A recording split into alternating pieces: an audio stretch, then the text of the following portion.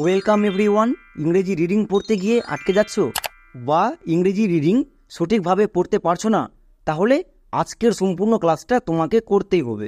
কারণ আজকের ক্লাসের মাধ্যমে আমরা বড় বড় শব্দকে কি করে টেকনিকের মাধ্যমে ভাঙা হই খুব সহজে শিখিয়ে দিয়েছি।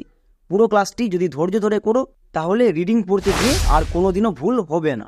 যেমন দেখো, এত বড় শব্দ প্রি, ডো, মি, নেন্ট, লি।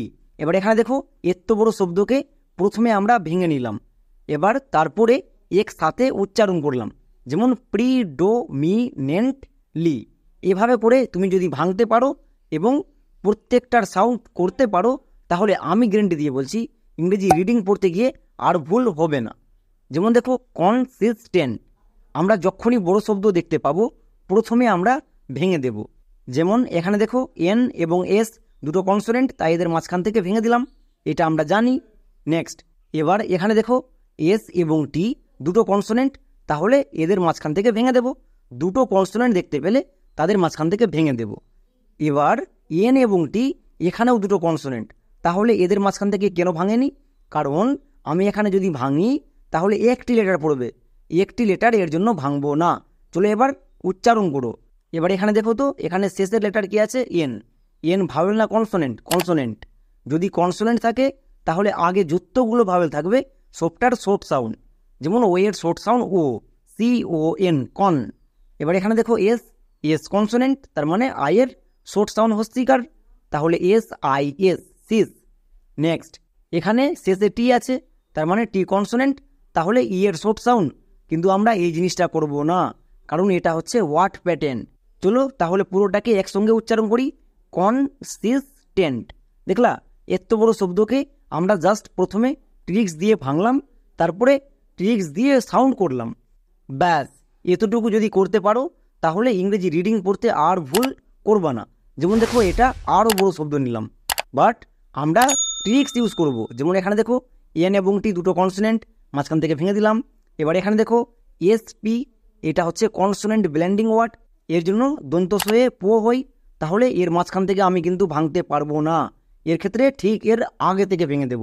মনে থাকবে, এস পি দুটোই কিন্তু কনসোনেন্ট, বাট এর মাঝখান থেকে ভাঙতে পারবো না, ঠিক এর আগে থেকে ভেঙে দেব।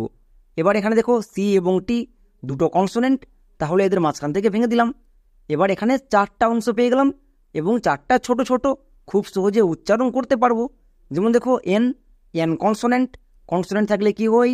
আগে যতগুলো ভাওয়েল থাকবে সবটার শর্ট সাউন্ড, আয়ের শর্ট সাউন্ড হস্যই, তাহলে আই এন, ইন। এবার এখানে ও ভাওয়েল, তার মানে ভাওয়েলের লং সাউন্ড হবে। এখানে ভাওয়েল ও, তার মানে ও এর লং সাউন্ড, টি আর ও, এর জন্য ট্রো। নেক্সট দেখো তো, এর শেষে কি আছে? সি, সি কনসোনেন্ট, তার মানে আগে যতগুলো ভাওয়েল থাকবে তার শর্ট সাউন্ড। এখানে ভাওয়েল কি আছে? ই, ই এর শর্ট সাউন্ড একার, তাহলে এস পি এর জন্য দন্তস্বয়ে পো, ই এর জন্য একার, সি এর জন্য কো, তাহলে কি দাঁড়ালো? স্পেক। এবার টি আই ও এন, এটা হচ্ছে ওয়ার্ড প্যাটার্ন, একে ভাঙা যায় না, এর উচ্চারণ হয় সন। দেখো, যত বড় ওয়ার্ড হোক, জাস্ট এই একটা টেকনিক অনুযায়ী সমস্ত ওয়ার্ডকে ভাঙা যাবে এবং ভাঙতে পারলেই 100% উচ্চারণ করতে পারবা। তাহলে এর পুরোটা কি দাঁড়াচ্ছে? Introspection, introspection. চলো এবার আমরা নেক্সট এক্সাম্পল দেখে নিই। এখানে দেখো এম এবং পি দুটো কনসোনেন্ট, তাই এদের মাঝখান থেকে ভেঙে দিলাম। নেক্সট, আর এবং এফ দুটো কনসোনেন্ট, মাঝখান থেকে ভেঙে দিলাম। সি এবং টি দুটো কনসোনেন্ট, মাঝখান থেকে ভেঙে দিলাম। মানে এখানে দেখো দুটো কনসোনেন্ট, এর মাঝখান থেকে ভেঙে দিলাম। এবার চলো সাউন্ড করো। এম কনসোনেন্ট, তার মানে আয়ের শর্ট সাউন্ড, আয়ের শর্ট সাউন্ড হস্যই, তাহলে আই এম, ইম। বুঝে গেল? এই ট্রিক্সটা খুব ইম্পর্টেন্ট।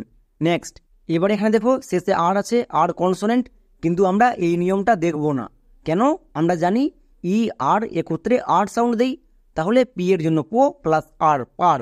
এবার এখানে দেখো সি কনসোনেন্ট, তার মানে আগের ভাওয়েলটির শর্ট সাউন্ড, ই এর শর্ট সাউন্ড একার, তাহলে এফ ই সি, এক। Next, T I O N, সন, তাহলে পুরোটা কি দাঁড়ালো? ইম পার ফেক সন। তাহলে আশা করছি বুঝতে পারছো, ভাঙতে যদি ঠিকঠাক পারো উচ্চারণ নিজে নিজে হতে বাধ্য। যেমন দেখো ইমপারফেকশন, এত বড় ওয়ার্ড, বাট কত সহজে আমরা উচ্চারণ করে নিলাম। আরও কয়েকটি এক্সাম্পল দেখো, আরও ভালো করে বুঝতে পারবা। যেমন দেখো এটা আরও বড় ওয়ার্ড, কিন্তু এখানে আমরা ভিসিভি এই রুলটা করব, এবং ভিসিভি রুল থাকলে কি হয়, আগের ভাওয়েলটি এর পাশ থেকে ভেঙে দিতে হয়। এখানে দেখো E vowel, D consonant, O vowel, VCV rule হচ্ছে, তার মানে আগের ভাওয়েলটি ই এর পাশ থেকে ভেঙে দেবো, ভেঙে দিলাম। এবার এখানেও দেখো O vowel, M consonant, I vowel, VCV rule হচ্ছে, তার মানে এখানেও ও এর পাশ থেকে ভেঙে দেবো। এখানে কিন্তু দুটো কনসোনেন্ট এর পাশ থেকে ভাঙছি না, এই রুলটা আরও বেশি ইম্পর্টেন্ট। এবার এখানেও দেখো I vowel, N consonant, A vowel, এখানেও ভিসিভি রুল হচ্ছে, তাই আগের ভাওয়েলটি এর পাশ থেকে ভেঙে দিলাম। এবার এখানে দেখো টি এবং এল দুটো কনসোনেন্ট পাশাপাশি আছে, আমরা এক্ষুনি দেখে আসলাম দুটো কনসোনেন্ট পাশাপাশি থাকলে তাদের মাঝখান থেকে ভেঙে দিতে হয়, তাই দেখো এদের মাঝখান থেকে ভেঙে দিলাম। ভিসিভি রুল এবং দুটো কনসোনেন্ট এর রুল, এই দুটো রুল যদি থাকে দুটোই রুলকে অ্যাপ্লাই করা যাবে। এবার চলো এর উচ্চারণ করি। ই ভাওয়েল, তার মানে আগের ভাওয়েলটি, এখানে ই নিজেই ভাওয়েল, ই এর লং সাউন্ড ই হই মানে হস্যিকার, তাহলে পি আর এর জন্য পয়ের ফোলা, ই এর জন্য হস্যিকার। নেক্সট ও ভাওয়েল, তার মানে ও এর লং সাউন্ড, ও এর লং সাউন্ড ওকার, তাহলে ডি এর জন্য ডো, ও এর জন্য ওকার মানে ডোয়ে ওকার। আই, আই ভাওয়েল, তার মানে আই এর লং সাউন্ড আই, কিন্তু আমরা এখানে এই ভুলটা করব না। আমরা জানি বড় বড় ওয়ার্ডে ছয়ের বেশি শব্দ যদি থাকে এবং সেখানে যদি আই থাকে তখন আয়ের জন্য হস্যিকার হই, এখানে ছয়ের বেশি শব্দ আছে তাই আয়ের জন্য হস্যিকার হচ্ছে, এখানে আই করব না। নেক্সট টি, টি কনসোনেন্ট, তার মানে আগের ভাওয়েলটির শর্ট সাউন্ড, কিন্তু এখানেও আমরা এর শর্ট সাউন্ড করব না, কারণ এন এ এন টি নেন্ট হই, এটাকে মনে রাখতে হবে। এবার দেখো শেষে ওয়াই থাকলে তার জন্য হস্যিকার হই, এল এর জন্য লো, তাহলে লোয়ে হস্যি। এবার পুরোটা কি দাঁড়ালো, প্রি ডো মি নেন্ট লি। দেখলা এত বড় শব্দ ছিল কিন্তু কত সহজে উচ্চারণ করতে পারলাম। আর একটি ছোট শব্দ দেখো, যেমন ফুলফিলমেন্ট, এখানে এল এফ দুটো কনসোনেন্ট এদের মাঝখান থেকে ভাঙলাম, এল এম দুটো কনসোনেন্ট এদেরও মাঝখান থেকে ভেঙে দিলাম। এবার কি করব, এবার বানান করব। এখানে কেউ ভুল করেও ডবল এল এর পাশ থেকে ভাঙবা না, কারণ একই রকমের লেটার দুবার থাকলে তাকে ভাঙতে হয় না। চলো এবার এর বানান করো। এফ ইউ এল ফুল, এটা আমরা সবাই জানি। Next F I double L fill, তারপরে M E N T what pattern, এটা হয় মেন্ট, তাহলে পুরোটাকে একসঙ্গে কি বলা যাবে, ফুলফিলমেন্ট। এভাবে করে সবাই প্র্যাকটিস করো। চলো দুটো হোমওয়ার্ক দিয়ে দিচ্ছি, এই দুটো হোমওয়ার্ককে সবাই কমেন্ট সেকশানে করে দেখাও, এবং যারা করে দেখাচ্ছ তাদেরকে thank you so much. Practice করো, প্র্যাকটিসটা খুব ইম্পর্টেন্ট, যত প্র্যাকটিস করবা তত ভালো করে ইংরেজি রিডিং পড়তে এবং বলতে পারবা।